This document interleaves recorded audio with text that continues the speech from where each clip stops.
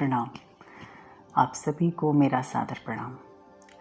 और आज फिर मैं आप लोगों के लिए एक कहानी लेकर आया हूँ। ये कहानी है बिम्बिसार की पत्नी रानी खेमा की। वैसे तो बिम्बिसार की कई पत्नियाँ थीं, लेकिन उनमें से जो एक पत्नी थी वो खेमा थी, जो कि लाहौर के सगमा प्रांत से आई हुई थी और वो बहुत सुंदर थी। उसकी रूप की चर्चा पूरे मगध में थी। पूरे मगध राज्य में उसको राजमहिषी की उपाधि मिली हुई थी। राजघराने में उसको राजमहिषी की उपाधि मिली हुई थी, वो भी सिर्फ सुंदरता की वजह से।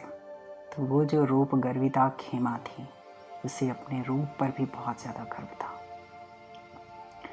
वो इस वजह से था क्योंकि राजा बिम्बिसार उसके रूप की चर्चा और उसके रूप के आगे पीछे दिन रात भौरों की तरह मंडराते रहते थे। इस कारण रानी खेमा को अपने रूप पर बहुत ही ज़्यादा गर्व और घमंड था। लेकिन बिम्बिसार, मैंने पिछले वीडियोस में आप लोगों को बताया था पूरी बिम्बिसार की कहानी। आप लोग मेरे चैनल पे जाके देख सकते हैं उसको, बिम्बिसार की कहानी। तो बिम्बिसार को मैंने बताया था कि पिछले वीडियोस में कि उसे श्रोतापन्न की अवस्था प्राप्त हो चुकी थी, यानी निर्वाण की प्रारंभिक अवस्था जो थी वो प्राप्त हो चुकी थी भगवान से उपदेश लेने के बाद में। तो अब बिम्बिसार पहले जैसा नहीं रहा। अब वो नगर शोभनियों और जनपद कल्याणियों के पीछे भागने वाला बिम्बिसार नहीं रह गया। अब वो काम क्रीड़ाओं में रत रहने वाला बिम्बिसार नहीं रह गया। अब वो धर्मवान बिम्बिसार बन चुका था। और ये धर्म की एक बहुत ही आसान बात है कि जब भी किसी व्यक्ति को धर्म का रस मिल जाता है, धर्म का आनंद मिल जाता है, तो उससे रहा नहीं जाता। वो अपने सुख को, अपनी चीज़ों को दूसरे से बताने का प्रयास करता है, दूसरे को देने का प्रयास करता है। ये धर्म की विशेषता ही है। यही हाल बिम्बिसार का था। वो चाहता था कि उसके घर के समस्त लोग एवं परिवार के समस्त लोग एवं उसकी प्रजा पूरी भगवान के संपर्क में आकर के धर्म सीख करके अपना कल्याण साध ले। लेकिन रानी को ये बात, जो रानी खेमा थी, उनको ये बात मंजूर नहीं थी, क्योंकि भगवान तो जो ध्यान कराते थे वो तो इस शरीर के विपरीत था। उस शरीर की अशुचि का ध्यान कराते थे, उस शरीर की गंदगी के बारे में बताते थे कि ये शरीर कितना नित्य धर्मा है, कितना मरण धर्मा है। इस तरह से शरीर की अशुचि के बारे में बताते थे। इसलिए रानी खेमा भगवान को बिल्कुल पसंद नहीं करती थी।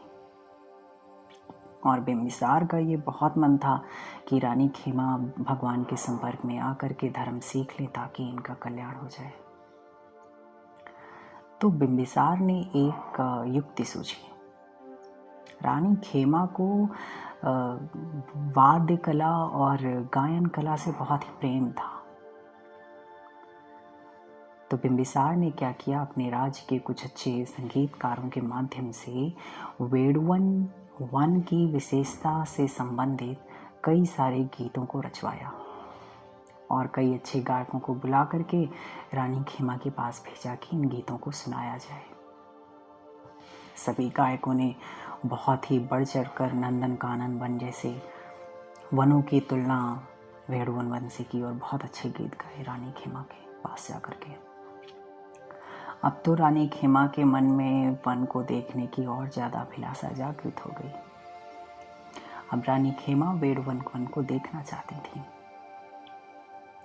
लेकिन समस्या इस बात की थी कि वहाँ पर भगवान रहते थे और रानी खेमा बिल्कुल नहीं चाहती थी कि वो भगवान के संपर्क में जाएं, क्योंकि रानी खेमा अपने रूप से बहुत ज़्यादा प्रेम करती थी और भगवान हमेशा रूप के इतर बात करते थे। तो रानी खेमा ने ये निश्चय किया, अब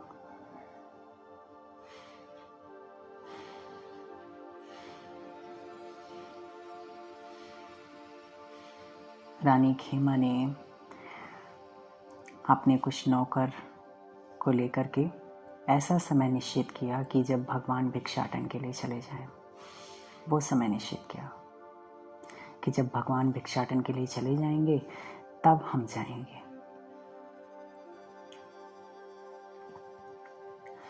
रानी खेमा वेड़वन पहुंच गई और वहां जाकर देखा कि वाकई में जो वेड़वन वन था वो नंदन कानन वन की तरह सीन था। चारों तरफ हरियाली से भरा हुआ, पुष्पों से लदा हुआ, फलों से लदा हुआ, चारों तरफ मीठी मीठी कोयलों की आवाज़ और मयूरों का नृत्य और भौरों की गूंज पूरे वेड़वन वन में थी। पुष्पों की सुगंध से पूरा वेड़वन वन महक रहा था। उसकी खूबसूरती देखकर रानी खेमा को समय का भान ही नहीं रहा। कितना समय बीत गया, बहुत लंबा समय बीत गया और रानी ने सोचा था कि वो भगवान के भिक्षाटन से पहले ही यहाँ से निकल जाएंगी, लेकिन वो निकल नहीं पाई और भगवान आ गए। तो रानी खेमा ने देखा कि वहाँ पर कई युवक सन्यासी जो कि बहुत कम उम्र के थे, वो सभी पेड़ों के नीचे बैठ कर के ध्यान कर रहे थे।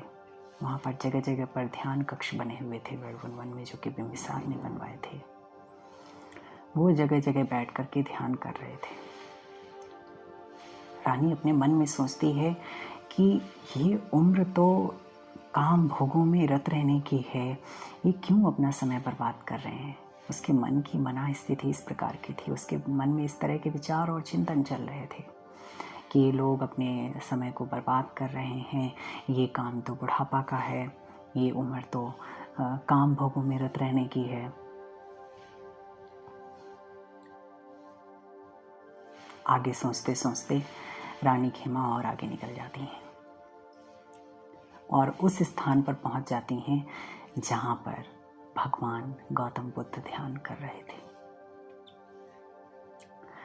भगवान गौतम बुद्ध ने अपनी नजरों को उठा करके रानी खेमा की तरफ देखा। रानी खेमा ने भगवान की तरफ देखा। यह पहली बार हुआ था कि किसी ने रानी खेमा को वासना भरी निगाहों से नहीं देखा था, बल्कि महाकारुणिक वात्सल्य भाव से देखा था। ये पहली बार रानी खेमा के साथ हुआ था। भगवान ने जब रानी खेमा को देखा तो उनकी नजरों में वात्सल्यता थी, प्रेम था, एक बच्चे जैसा प्रेम था। ये बात भी रानी खेमा को पसंद नहीं आई कि इतना सुंदर रूप और इन्होंने मेरी तरफ देखा भी नहीं। ये बात भी पसंद नहीं आई रानी खेमा को।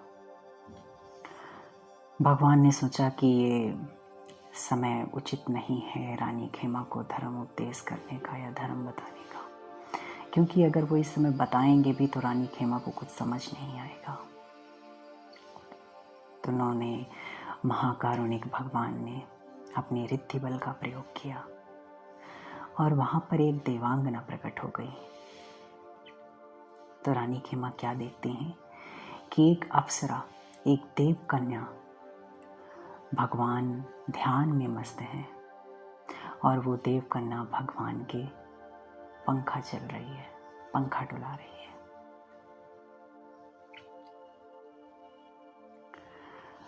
रूप गर्विता रानी खेमा जब ये स्थिति देखती है कि इतनी सुंदर रूपवती कन्या, जिसके सामने खेमा की सुंदरता फीकी थी, परिचारिका बनने लायक भी नहीं थी सुंदरता उसकी, रानी खेमा की उस देव कन्या के सामने, और वो देव कन्या भगवान के पंखा चल रही है, तो भला भगवान मुझे क्यों देखेंगे। फिर रानी खेमा देखती हैं कि वो जो देव कन्या थी, धीरे धीरे करके उसके शरीर में झुर्रियां पड़ने लगती हैं।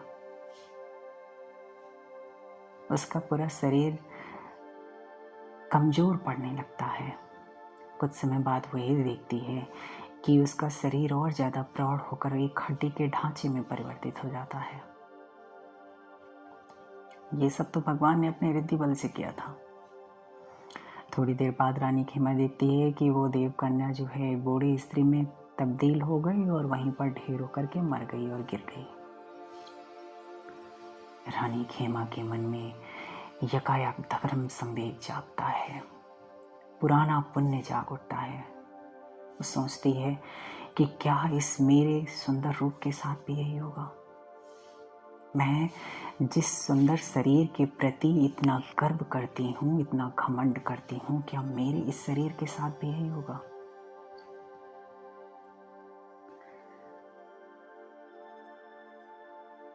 वो अपने शरीर के बारे में सोचने लगी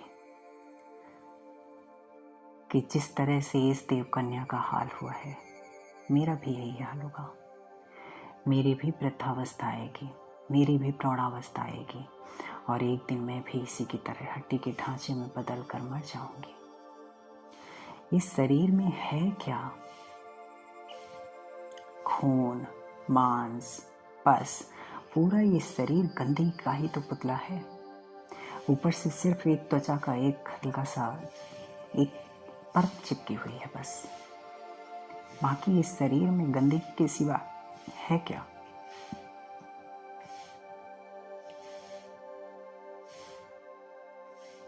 तब भगवान रानी खेमा को बड़े महाकारुणिक स्वर में बोलते हैं, रानी खेमा बेटी, तू अपने इस शरीर की सच्चाई को जान। देख, ये तेरा शरीर खून, मांस, मल, मूत्र और पस से बना हुआ है। जिस शरीर के प्रति तू इतना गर्व करती है, ये शरीर धीरे धीरे करके जर्जरित हो रहा है और एक दिन बुढ़ापे के साथ में इस शरीर का अंत हो जाएगा। तब रानी खेमा 80 चियों सत्ती कायानुगति का अभ्यास करते करते उसके रूप के प्रति, अपने शरीर के प्रति उसके मन में एक विरक्तता और वैराग्यता जागती है। उसके पूर्व जन्मों का प्रबल पुण्य जाग उठता है। तब भगवान अपने दिव्य दृष्टि से देखते हैं कि रानी खेमा का मन धर्म सुनने लायक है। अब अगर मैं कुछ भी रानी खेमा को बताऊंगा तो वो मेरी बात को समझ पाएगी, क्योंकि जब तक व्यक्ति अपने शरीर के साथ में आसक्ति का भाव रखता है, चिपकाव का भाव रखता है, तब तक वो धर्म की बात सुन समझ ही नहीं सकता है। तो भगवान ने यही किया। पहले रानी खेमा के मन में इस शरीर के प्रति वैराग्यता का भाव जगाया और समय देखकर, समय जान करके सही मौके पर रानी खेमा को धर्म की बात समझाई। रानी खेमा को धर्म उपदेश दिया, रानी खेमा को धर्म सिखाया, विपस्सना सिखाई और रानी खेमा सुनते सुनते पूर्व जन्मों का जो पुण्य था वो जाग गया। उसके प्रभाव से पुरानी विपस्सना भी उसके अंदर जाग गई और उदयपय की स्थिति को जानते हुए रानी खेमा उसी वेणुवन वन में श्रोतापन्न हो गई। रानी खेमा कृतज्ञता से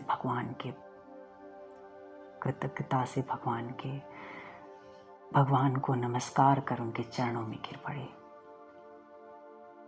भगवान से कहती है, भगवान मुझे माफ करना, मुझे देर हो गई आपके पास आने के लिए।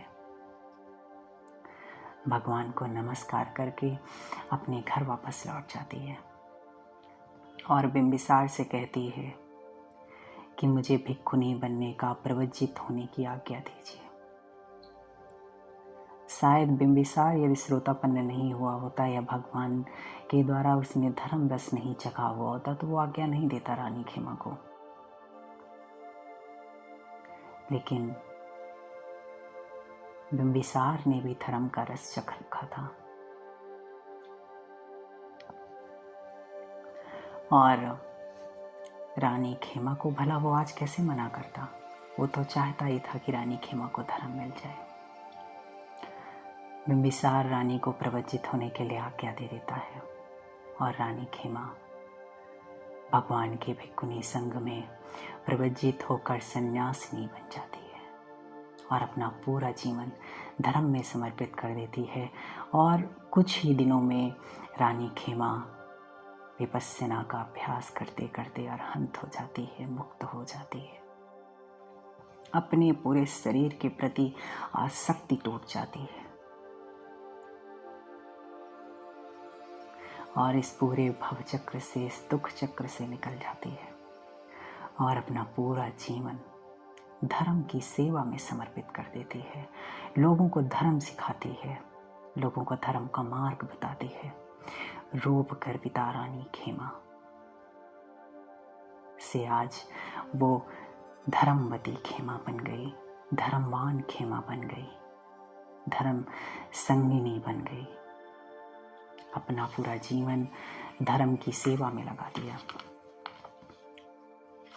रानी खेमा को भगवान ने एक उपाधि भी दी। कहा, एत तग्गंग भिक्खवेमं साविकानं भिक्खुनीनं महापयानं यदिदं खेमा। भगवान ने रानी खेमा को प्रज्ञा में अग्र की उपाधि दी। जो भिक्खुनी श्राविकाएं थीं उनमें रानी खेमा प्रज्ञा में सबसे अग्र थी, तो भगवान ने उसको प्रज्ञा में अग्र की उपाधि दी और रानी खेमा ने अपना पूरा शेष जीवन धर्म की सेवा में लगा दी। बिंबिसार के परिवार से संबंधित और सारी कहानियों को मैं लेकर आगे की और वीडियोस में आऊँगा। मुझे आपकी फीडबैक की ज़रूरत है। आप कमेंट सेक्शन पे ज़रूर बताइएगा कि वीडियो आपको कैसी लगी, और अगर कोई समस्या हो तो भी मुझे बताइएगा ताकि मैं आगे की वीडियोस में कुछ सुधार कर सकूं। आप सभी लोगों का बहुत मंगल हो, बहुत कल्याण हो। आप सभी धर्म प्रेमी धर्म के मार्ग पर आगे बढ़ते रहें, धर्म का अभ्यास करते रहें। मंगल हो, कल्याण हो।